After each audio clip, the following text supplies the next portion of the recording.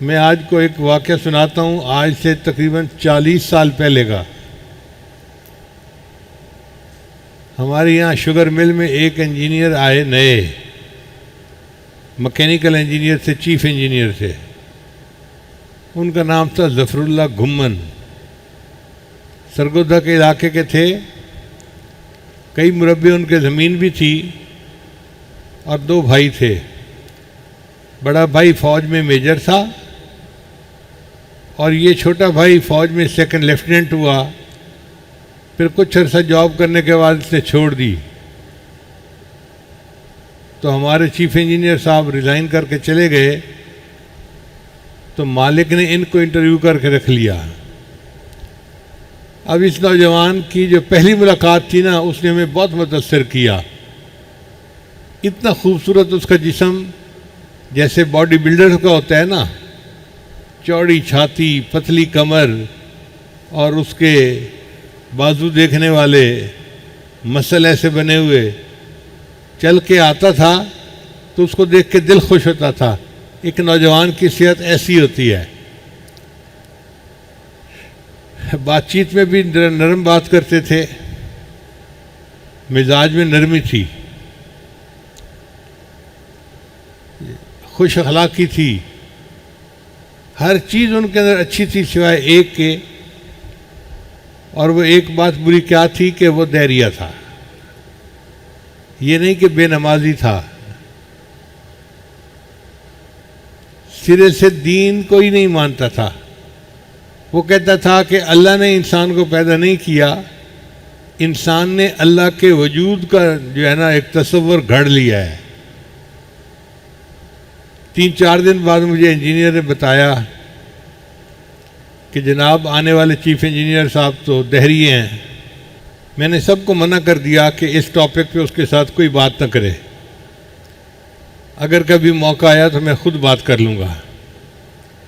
میرا ان کا چونکہ ہر وقت کا واسطہ تھا، کوئی مشین خراب، میں نے الیکٹریکل سائڈ کو ٹھیک کروانا ہوتا تھا، انہوں نے مکینیکل سائڈ کو، تو ہمارا ہر وقت کا مل کے کام کرنا تھا۔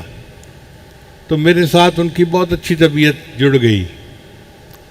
اور ہمارا آفس بھی ایک تھا، بڑا آفس تھا، اس میں 2 ٹیبل لگے ہوئے تھے۔ وہ چیف انجینئر تھے اور میں چیف الیکٹریکل انجینئر تھا۔ خیر کچھ عرصے کے بعد اس نے اپنے بال پر نکالنے شروع کر دیے۔ پہلے تو خاموش رہتا تھا، پھر لڑکوں کو بھی کہنا شروع کر دیا، کیا تم نمازیں پڑھتے ہو، جہالت پھیلاتے ہو، یہ کرتے ہو، وہ کرتے ہو، اور میں تو کامریڈ ہوں، میں تو کمیونزم کو مانتا ہوں، میں تو تھیوری ایولیوشن تھیوری پہ عمل کرتا ہوں، میں تو ڈارون تھیوری کو مانتا ہوں، میں خدا کو نہیں مانتا، میں قرآن پاک کو نہیں مانتا، اس قسم کی باتیں کرتا۔ اب دل آزاری تو ہماری بہت ہوتی، مگر چونکہ جاب تھی تو اس کا تقاضے بھی پورے کرنے تھے۔ میں نے سب کو کہا ہوا تھا کہ جو یہ کہے مجھے بتاتے جاؤ، جواب نہ دو، خاموش رہو۔ اللہ کی شان، وہ اپنے ذاتی معاملات میں مجھ سے مشورہ کرتا تھا۔ مجھے کہتا تھا مجھے دنیا کے کسی بندے پہ بھروسہ نہیں ہے، آپ کے اوپر مجھے بھروسہ ہے، میں اپنی ہر پرسنل بات آپ سے کرتا ہوں۔ خیر کوئی 3-4 سال اس طرح گزر گئے، ہماری دوستی پکی ہو گئی، مگر وہ جاب کے حد تک تھی، جاب کے علاوہ نہیں تھی۔ اس دوران اس نے مجھے کہا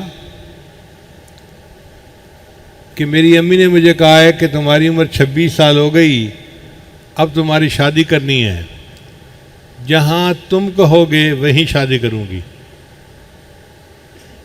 اب چونکہ لڑکا خوبصورت بھی تھا اور تنخواہ بھی بہت زیادہ تھی، اور اپنا مکان تھا، اور والدین کے والد کے 2-4 مربع زمین بھی تھی، بلکہ باغ تھے کنو کے، کروڑ پتی گھر کا بچہ تھا، تو صاف ظاہر ہے جہاں بھی رشتہ جاتا وہ قبول کرتے۔ مجھے کہنے لگا جی کہ بتائیں میں کیا کروں۔ میں نے کہا بھئی آپ اپنا ارادہ ظاہر کریں لوگوں پہ کہ میں آج کل رشتہ دیکھ رہا ہوں، تو جو لوگ انٹرسٹڈ ہوں گے وہ آپ سے رابطہ کریں گے۔ اللہ کی شان دیکھیں جی کہ 5 دن کے اندر کوئی 1000 رشتے آ گئے۔ کوئی فوج کے جنرل کی بیٹی ہے، کوئی بریگیڈیئر کی، کوئی کرنل کی، کوئی بڑے انڈسٹریلسٹ کی بیٹی ہے، کوئی سیاستدان کی بیٹی ہے۔ کہنے لگا جی اب میں کیا کروں؟ میں نے کہا بھائی آپ ایسا کریں کہ ان 1000 رشتوں کی ساری درخواستیں پڑھیں، اور جو فیملیز آپ کو ایسے لگتی ہیں نا کہ دین کے اعتبار سے یا اپنے رتبے کے اعتبار سے ہمارے برابر ہیں، ان کو شارٹ کٹ کر لو 50 کے قریب، پھر ان کے ساتھ ذرا ملو جلو تو پتہ چل جائے گا کہ کہاں پہ زیادہ بہتر رشتہ ہے۔ اس دوران مجھے کبھی اگر اپنے حضرت کے ہاں جانا ہوتا تو میں اسے بتاتا کہ بھئی میں چھٹی پہ جا رہا ہوں، سفرنگ فرام پیر صاحب، مذاق میں نے یہ نام رکھا ہوا تھا کہ میں نے حضرت کی زیارت کے لیے جانا ہے، اس کے بغیر مجھے گزارا نہیں ہونا، تو میں چھٹی کر رہا ہوں، اور ریزن اس کی تھی سفرنگ فرام پیر صاحب۔ تو وہ ہنستا اور مجھے مسکرا کے کہتا کہ بھئی آپ بھی اتنے لکھے پڑھے بندے ہیں اور آپ بھی جہالت پھیلانے جاتے ہیں۔ میں نے کہا یہ تو انڈرسٹینڈنگ کی بات ہے، آپ کو نہیں انڈرسٹینڈنگ صحیح بات کی، تو میں کیا کر سکتا ہوں؟ ایک وقت آئے گا کہ آپ کو جب سمجھ آئے گی پھر آپ پچھتائیں گے۔ ایک ہمارا ورکر فوت ہو گیا، اس کے جنازے میں سارے لوگ شریک ہوئے، تو اس نے واپس آ کے انجینئر سے بات چیت کی۔ میں قبرستان گیا تھا اور میں نے 10-15 قبروں کو ہاتھ لگا کے دیکھا، ان میں سے گرم تو کوئی بھی نہیں تھی۔ یعنی یہ مذاق کر رہا تھا کہ قبر کا عذاب دھکوسلا ہے، سائنس اس کو نہیں مانتی، لہذا یہ فضول چیز ہے۔ تو کہنے لگا میں نے تو 10-15 قبروں کو ہاتھ لگایا، کوئی بھی گرم نہیں تھی۔ میرا ارادہ تھا کہ آج میں پھر اس سے بات کروں گا۔ ہماری میٹنگ لمبی ہوتی گئی۔ اس دوران ایک انجینئر آیا، مکینیکل کا تھا۔ وہ اسے کہنے لگا جی کہ میں پریشان ہوں، میری والدہ بیمار ہے، مجھے تنخواہ ایڈوانس چاہیے، یعنی مہینہ ختم ہونے سے پہلے دے دیں۔ تو اس نے درخواست پہ سائن کر دیے، اور سائن کرنے کے بعد اس نے اسے کہا کہ یار تم ہر وقت روتے رہتے ہو کہ پیسہ آئے گا کہاں پہ، اور میں ہر وقت پریشان رہتا ہوں کہ پیسہ لگاؤں گا کہاں پہ۔ وہ لڑکا تو چلا گیا۔ میں نے اس سے بات کی، میں نے کہا دیکھیں ظفر اللہ صاحب، آپ نے جو بات کی ہے نا کہ میں تو پریشان رہتا ہوں کہ پیسہ لگاؤں گا کہاں پہ، یہ تکبر کی بات ہے، اور تکبر کی سزا دنیا میں لازمی ملتی ہے۔ بڑے بڑے فرعون اور نمرود آئے اور اللہ نے سب کو عبرتناک سزا دی۔ آپ نے بھی الفاظ ایسے ہی بولے ہیں فرعونوں والے۔ میرا مشورہ یہ ہے بحیثیت دوست کے کہ آپ توبہ طائب ہو جائیں اور اللہ سے معافی مانگ لیں۔ کہتے ہیں جتنا آپ اللہ سے ڈرتے ہیں میں نہیں ڈرتا۔ جب اس نے کہا نا جتنا آپ اللہ سے ڈرتے ہیں میں نہیں ڈرتا، میں نے کہا کہ اچھا پھر اب جو ہے نا کاؤنٹ ڈاؤن شروع ہو گیا، اب دیکھنا پھر تمہارا حشر ہوتا کیا ہے۔ پھر ہم اپنے ٹیکنیکل باتوں میں لگ گئے۔ دوسرے دن ہمیں پتہ چلا کہ جناب انجینئر صاحب کا ایک چھوٹا سا ایکسیڈنٹ ہو گیا۔ وہ شام کو اپنے سائیکل موٹر پہ جا رہے تھے، زمین پہ گر گئے، چوٹیں آ گئیں، آج ڈیوٹی پہ نہیں آئے۔ دوپہر کے وقت میں ان کے پاس گیا توا پرسی کے لیے، تو میں نے پوچھا کیا ہوا؟ کہنے لگے بس سائیکل موٹر چلا رہا تھا، نئی موٹر سائیکل تھی، اور سامنے گاڑی بھی نہیں تھی، یہی ٹوبر روڈ کے اوپر۔ پتہ نہیں اچانک آنکھوں میں اندھیرا آیا اور میری سائیکل جو تھی وہ ایک درخت کے اندر جا کر لگی۔ پھر دوسرے دن وہ اپنے کمرے سے چل کے آ رہے تھے گھر کے لان میں کہ چائے پینی تھی، پھر زمین کے اوپر گر گئے۔ دیکھنے والے نے بتایا کہ جناب آپ نے ایک پاؤں اٹھایا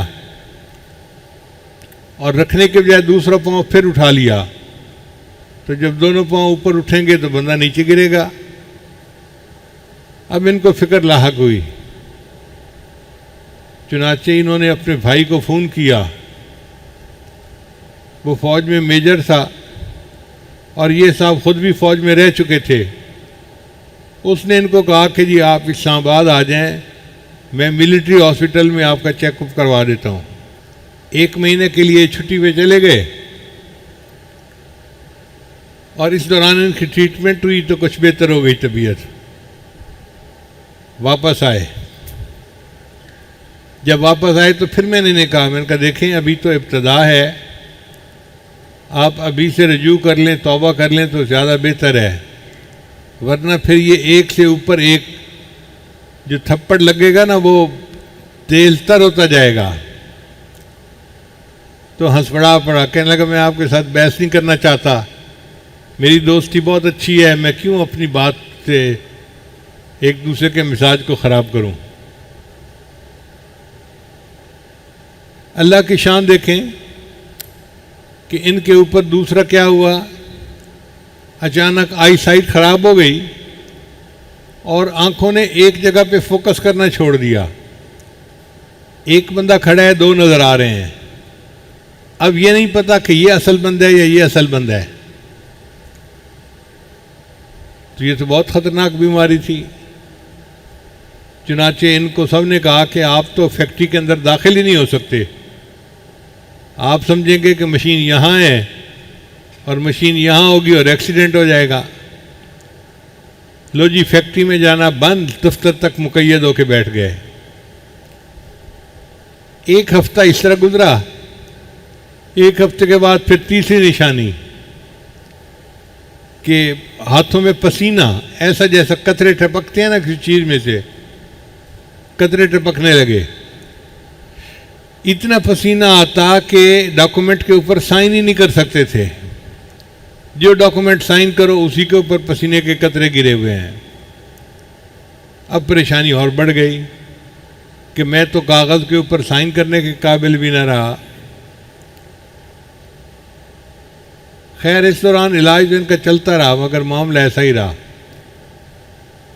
پھر اس کے بعد ان کو 4تھے نمبر پہ بخار ہوا، پھر یہ 2 مہینے کی چھٹی پہ چلے گئے۔ 2 مہینے کے بعد میرے دل میں خیال آیا کہ جا کے ان کی طبیعت کا پتہ تو کرنا چاہیے۔ چنانچہ میں یہاں سے گاڑی پہ اکیلا سرگودا ان کے گھر گیا، بڑا عالی شان ان کا گھر تھا۔ خیر مجھے ان کے کمرے تک پہنچایا گیا تو میں نے دیکھا کہ بالکل ہڈیوں کا ڈھانچہ، اتنا یہ بندہ کمزور ہو گیا تھا کہ خود کروٹ بھی نہیں لے سکتا تھا۔ بھائی آ کے کروٹ دیتا تھا تو یہ کروٹ بدلتا تھا، ورنہ خود کروٹ لینے کے قابل بھی نہیں تھا۔ اب میں خاموش بیٹھا ہوں اور میری آنکھوں سے ٹپ ٹپ آنسو گر رہے ہیں۔ یا اللہ یہ اتنا قوی نوجوان تھا، اتنا خوبصورت نوجوان تھا، اور آج اس کی حالت یہ کہ یہ کروٹ لینے کے بھی قابل نہیں۔ اس کو کھانا کھلانا تھا تو اس کا بھائی اس کے منہ میں لقمے توڑ کے ڈال رہا تھا، وہ خود لقمہ توڑ کے کھانے کے قابل بھی نہیں تھا۔ خیر تھوڑی دیر بیٹھے، پھر میں نے کہا کہ میں واپس جاتا ہوں، تو مجھے کہنے لگا کہ آپ تو میری زندگی کے رازدار ہیں، مجھے ایک ایسی بیماری ہے جو لا علاج ہے، اور ہو سکتا ہے میری اور آپ کی یہ آخری ملاقات ہو۔ میں نے اس کتاب کے بارے میں نے اس بیماری کے بارے میں بہت پڑھا ہے، بس میں اب اتنا ویک ہو گیا ہوں کہ اب میرا اٹھنا مشکل ہے۔ میں نے کہا کہ دیکھیں آپ کا علاج اگر پوری دنیا میں کہیں بھی ہوتا ہے نا تو ہم کروائیں گے، اللہ آپ کو شفا دیں گے، اور ایک وقت آئے گا کہ آپ ہمارے ساتھ مل کے نمازیں پڑھا کریں گے۔ تو یہ مسکرا پڑا. میں نے کہا کہ میں جا رہا ہوں واپس, میں گروپ کے چیئرمین سے بات کرتا ہوں کہ خرچہ کریں اور آپ کا علاج اگر کہیں بھی ممکن ہے تو ہو جائے. کہنے لگا ٹھیک ہے. لو جی, میں غمزدہ دل کے ساتھ واپس آیا اور میں نے آ کر اپنے گروپ کے چیئرمین سے بات کی کہ ہمارے چیف انجینئر صاحب ڈیوٹی کے دوران بیمار ہوئے. اب کمپنی کو تو اتنا فرق نہیں پڑتا,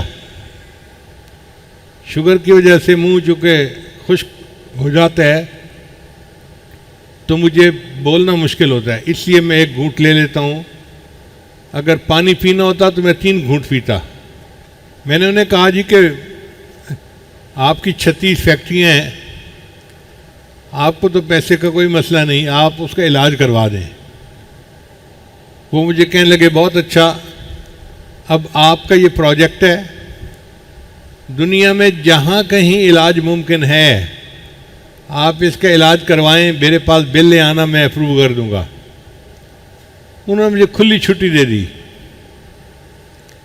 میں نے ایک خط لکھا WHO ورلڈ ہیلتھ آرگنائزیشن کو کہ ایک نوجوان ہے, یہ عمر ہے اور یہ اس کی رپورٹس ہیں, اور اس بیماری کا نام ہے میستھینیا گریوس. اگر دنیا میں کہیں بھی اس کا علاج پاسبل ہے تو آپ بتائیں. انہوں نے جواب میں لکھا کہ جی یہ تو لا علاج بیماری ہے, مگر کینیڈا کے ایک ڈاکٹر کی بیوی کو یہ ہو گئی تھی, اس نے دن رات محنت کر کے بیوی کا کامیاب علاج کر لیا. ہم آپ کو ایڈریس بھیجتے ہیں, آپ ان سے رجوع کریں. چنانچہ ہم نے اس ڈاکٹر کو خط لکھا. اس نے جواب دیا کہ میں علاج کر تو سکتا ہوں, مہنگا بہت ہے, ہر دن کے اتنے پیسے لگیں گے, رہائش کے اتنے پیسے, ہوٹل اکاموڈیشن کا اتنا خرچہ ہوگا, ہاسپٹل کا یہ وہ. ہم نے کہا بھئی جو مرضی ہو, علاج کروانا ہے. اس نے ٹائم دے دیا جی کہ 15 دن کے لیے میرے پاس آ جائیں. میں نے ٹکٹ بھی بنوائی, اور اللہ کی شان دیکھیں کہ PIA کی پرواز کینیڈا اس زمانے میں نہیں جاتی تھی, یا جاتی بھی ہوگی تو ہفتے میں کوئی 1 دن کی. تو مجھے سعودیہ کی فلائٹ ملی. میں نے 2 ٹکٹیں بنوائیں, ایک اس کی اور ایک اس کے بھائی کی, تاکہ بھائی اس کو لے کے جائے اور اس کا علاج کروائے. پھر میں سارے کاغذات اکٹھے کر کے لے کے گیا, اور میں نے وہاں جا کے ظفر اللہ کو کہا کہ دیکھو ظفر صاحب, آپ کے ویزے بھی لگ گئے, ٹکٹیں بھی بن گئیں, مگر ٹکٹیں سعودی ایئر لائن کی بنی ہیں. اب آپ میرے ساتھ وعدہ کریں کہ جب آپ صحت مند ہو کے واپس آئیں گے نا, تو آپ واپسی پہ آ کے عمرہ کریں گے. تو اس نے ہاں نہیں کی, ایسے سر ہلا دیا, کیونکہ دوستی میں یہ نہ بھی نہیں کر سکتا تھا. جب اس نے تھوڑا سا سر ہلایا تو میں نے اس کو بھائی کو کہا کہ دیکھو بھائی, اب انہوں نے میرے ساتھ وعدہ کیا ہے, لہذا واپسی پہ آپ نے عمرہ کروا کے لے کے آنا ہے. اس نے کہا جی بہت اچھا. لو جی, یہ دونوں بھائی کینیڈا چلے گئے. اللہ کی شان دیکھیں کہ 10 دن بعد ہمیں اطلاع ملی جی کہ ظفر صاحب ٹھیک ہو کے واپس آ گئے ہیں. میں پھر ان کی دوا پرسی کے لیے گیا. اب جب ملاقات ہوئی تو یہ چل پھر رہے تھے, تو مجھے دیکھ کے خوشی ہوئی. جب آپس میں معانقہ کیا, ملاقات کی, تو یہ مجھے کہنے لگے کھانا پہلے کھائیں گے یا ہم پہلے نماز پڑھ لیں.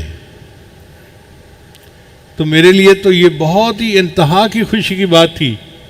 ایک ایسا دہریہ بندہ نماز کی باتیں کر رہا ہے, اللہ کی باتیں کر رہا ہے. تو میں نے کہا نہیں, پہلے نماز پڑھ لیتے ہیں, بعد میں کھانا کھائیں گے اور گپیں لگائیں گے. اس نے میرے ساتھ نماز بھی ادا کی. پھر میں نے پوچھا کہ اپنی کارگزاری سنائیں. کہنے لگا جب یہاں سے ہم کینیڈا گئے تو انہوں نے وہاں پہ لٹا دیا, اور پورے جسم کے ساتھ انہوں نے مشینیں لگا دیں, پک اپس لگی ہوئی تھیں, یہ بلڈ پریشر ہے, یہ ٹیمپریچر ہے, یہ فلاں ہے, یہ فلاں ہے, یہ فلاں ہے.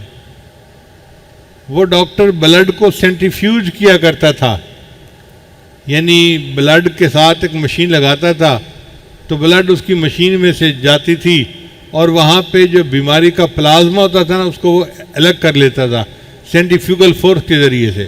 ڈاکٹر نے 3 دن کے بعد بتایا کہ میں ایک دفعہ سینٹریفیوج کرتا ہوں تو مریض ٹھیک ہو جاتا ہے، اور آپ کا میں 5 دفعہ سینٹریفیوج کر چکا ہوں اور کوئی فائدہ نہیں ہوا، لہذا مجھے لگتا ہے کہ آپ کی بیماری کا علاج کوئی نہیں۔